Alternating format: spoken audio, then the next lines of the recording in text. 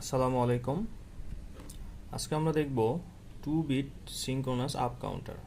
তো এর জন্য আমরা আর কি এটাকে মোটামুটি 5টি স্টেপে ভাগ করেছি। তো 5টি স্টেপের মধ্যে আমাদের 1 নম্বর স্টেপটা হলো এখানে আমরা যে হচ্ছে কি ফ্লিপ ফ্লপ ইউজ করব এবং আমাদের কয়টি ফ্লিপ ফ্লপ লাগবে সেটা আর কি সিলেক্ট করে নিব।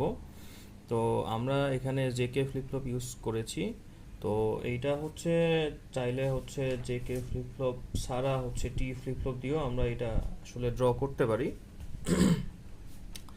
তো এইখানে আমরা যেহেতু হচ্ছে এইটা হচ্ছে 2 বিটের সিঙ্ক্রোনাস আপ কাউন্টার, সেই জন্য আমাদের হচ্ছে দুইটা জেকে ফ্লিপ ফ্লপ ইউজ করতে হবে। আর সেকেন্ড স্টেপে হচ্ছে আমরা এই জেকে ফ্লিপ ফ্লপের এক্সাইটেশন টেবিল আছে সেইটা আমরা নিয়ে নিব, কারণ এই এক্সাইটেশন টেবিল থেকেই হচ্ছে আমরা সার্কিট এক্সাইটেশন টেবিলটা আর কি বের করব। এবং সেইখান থেকেই মূলত আমাদের কে ম্যাপের সাহায্যে হচ্ছে আমাদের হচ্ছে জে আর কে এর যে ইকুয়েশন আসবে অর্থাৎ এক্সপ্রেশন আসবে সেইটা থেকে হচ্ছে আমরা এই সিঙ্ক্রোনাস আপ কাউন্টারটি ড্র করব। তো আর স্টেপ 3তে হচ্ছে আমাদের এইখানে প্রয়োজন হবে হচ্ছে এই যে আপনার হচ্ছে স্টেট ডায়াগ্রাম। তো এই স্টেট ডায়াগ্রামটার জন্য হচ্ছে আমাদের প্রথমেই দেখে নিতে হবে যে নাম্বার অফ স্টেটস, অর্থাৎ আমাদের কয়টা স্টেটস হবে।